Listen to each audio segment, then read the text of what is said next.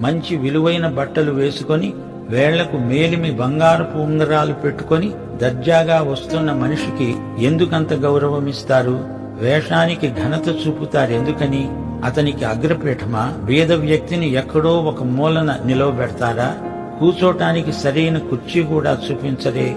సంఘంలో పదవులు కూడా ధనికులకే కట్టబెడతారు. అసూయ, మత్సరం, పక్షపాతం మనసులో పెట్టుకుని తీర్పు తీరుస్తారు గదు.